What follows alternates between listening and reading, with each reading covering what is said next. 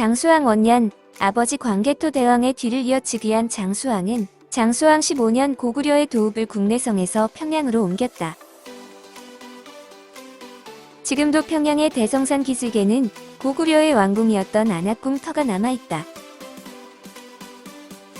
일정한 간격으로 배치되어 있는 주춧돌이 모두 3,240개, 주춧돌로 추정해볼 수 있는 건물 터가 모두 51채에 달한다.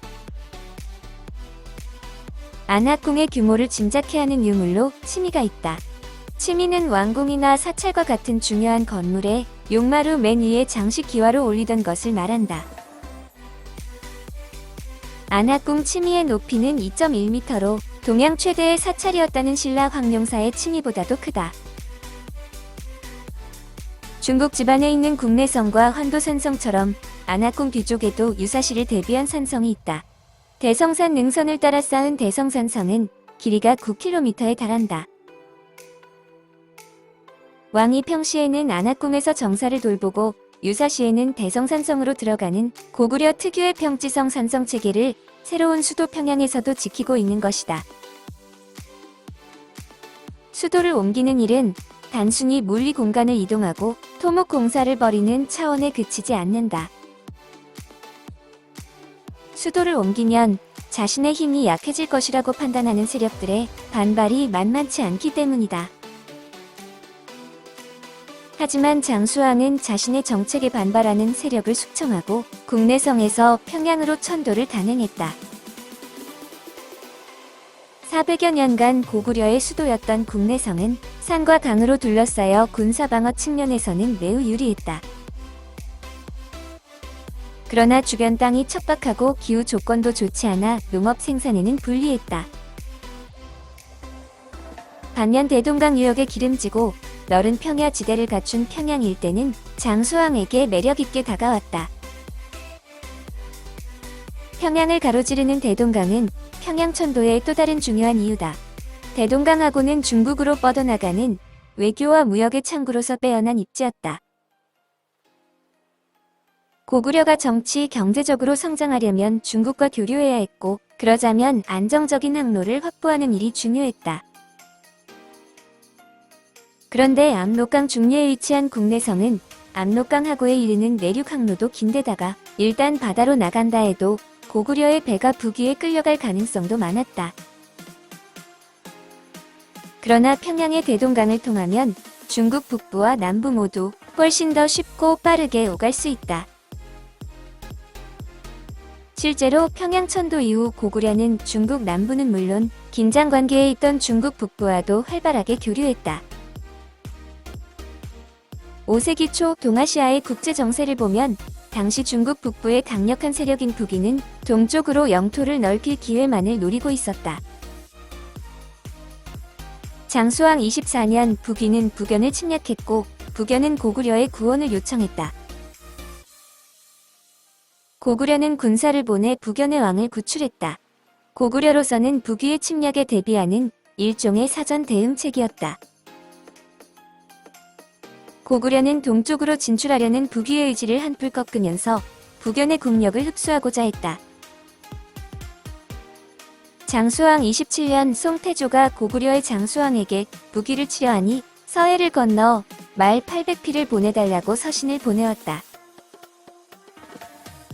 고대의 전쟁에서 전략 전술의 우위를 점할 수 있는 열쇠 가운데 중요한 하나가 갑옷 등으로 중무장한 기병을 많이 보유하는 것이다. 그런데 송이 자리했던 중국 남부는 대규모로 말을 기르기에는 자연환경이 적합지 않았다.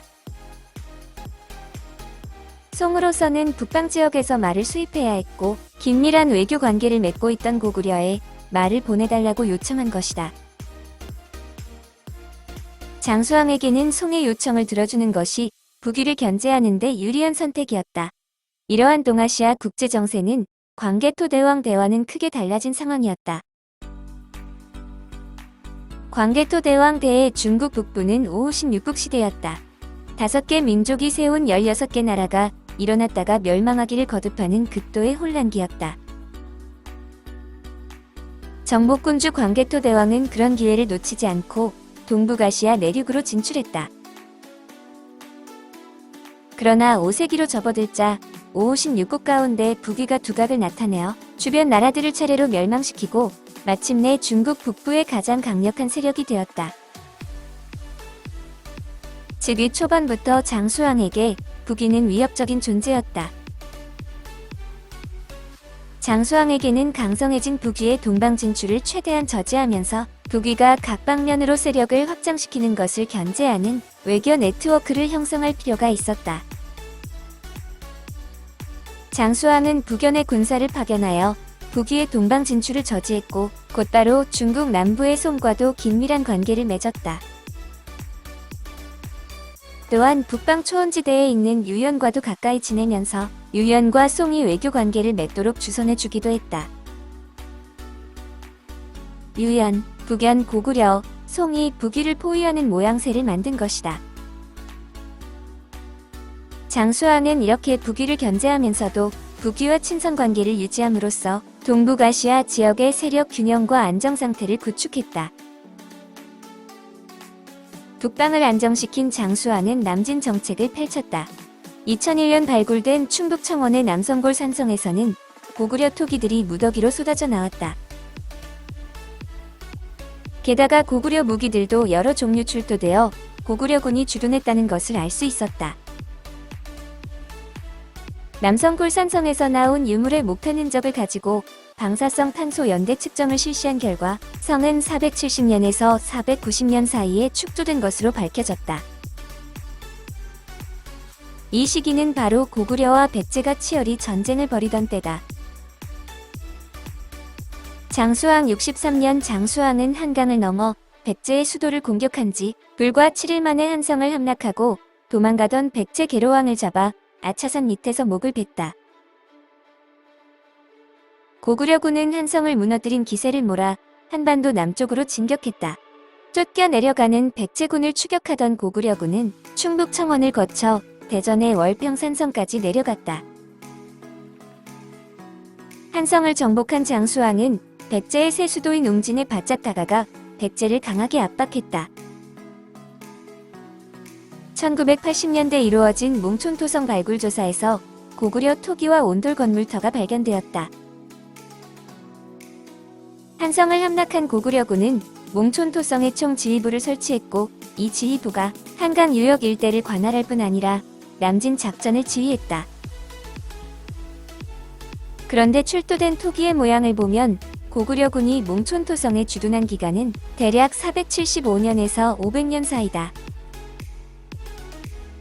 즉 고구려군이 이곳에 있던 기간이 그리 길지 않았음을 짐작할 수 있다. 한강 이북의 아차산 일대는 남한 지역의 고구려 유적 가운데 가장 잘 알려진 곳으로 이 일대에서 고구려 보루 20여 개가 발견되었다. 이곳에서 출토된 고구려 토기는 6세기 초의 것으로 5세기 후반에 해당하는 몽촌토성 출토 고구려 토기보다 한 세대 뒤에 해당한다. 충북 청원을 거쳐 대전까지 내려갔던 고구려군은 백제군의 반격에 대처하기 위해 한강 바로 북쪽인 아차산 일대에 보루를 만들고 방어 태세를 갖추었다. 아차산 일대 보루는 중국이나 북한에 있는 고구려 석성보다 훨씬 작다. 타원형으로 쌓은 보루의 규모는 600제곱미터를 넘지 않는다. 보루 안에는 군사들이 살던 곳으로 보이는 건물터와 온돌 등이 나왔다. 물 저장 시설도 갖추고 온돌방이 10개 정도 들어있는 건물인데 대략 100명쯤 되는 군사가 주둔한 것으로 보인다. 보루와 보루 사이의 간격은 대략 400m에서 500m 정도다. 유사시의 수신호나 음성신호로도 연락할 수 있으며 빠른 시간 안에 다른 보루로 이동할 만한 거리다. 여러 개의 작은 보루들이 연결되어 큰 성 하나와 같은 구실을 했다.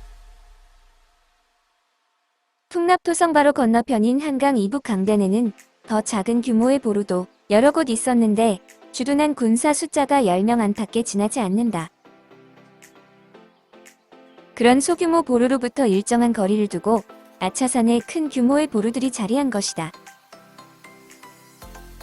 한강 이북 강변과 아차산 일대의 보루는 한강을 경계로 한강 이남 지역과 바로 대치할 수 있는 곳에 들어서 있다.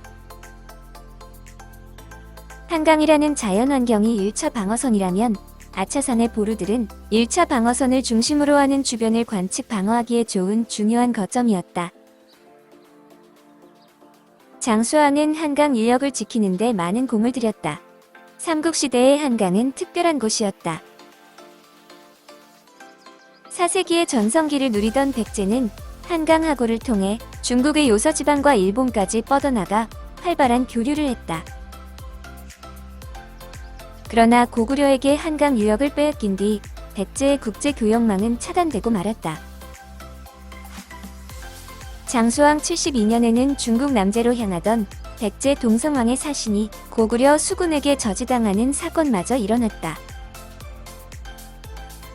고구려로서는 경기만 지역에서 서해로 출항하면 송과 교류하는 데 거리도 가깝고 북위의 간섭도 피할 수 있어 유리할 뿐만 아니라 백제, 신라, 가야 등이 중국과 교섭하는 것도 차단할 수 있었다.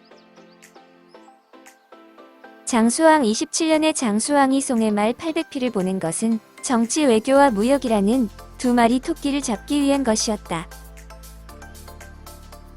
특히 말은 북방에서 수입해 중국 남부로 보내는 중개무역 상품이기도 했다. 고구려가 일종의 동아시아 물류 중심지가 된 것이다. 당시 이와 같은 수로는 경제와 문화의 고속도로 구실을 했다. 한강 인력인 한성 일대를 차지함으로써 고구려는 한반도 중부 이북의 해상권과 교역로를 차지했고 동아시아에서 유일하게 바다와 육지를 동시에 장악한 나라가 되었다. 중국의 위서와 고려의 삼국사기에는 당시 동아시아에서 고구려의 위상을 보여주는 기록이 있다. 장수왕 79년 장수왕이 세상을 떠났을 때 북위의 황제 효문제는 흰색의 의모관을 쓰고 배로 만든 심의를 입고 애도의식을 거행했다. 중국의 북위 황제가 고구려 왕의 죽음을 맞아 극진한 예를 표했다는 것이다. 정복군주 광개토대왕은 대륙 진출을 통해 고구려를 동북아시아의 패자로 성장시켰다. 그 아들 장수왕은 일찍이 해상의 중요성을 인식해 대륙은 물론 바다로도 뻗어나가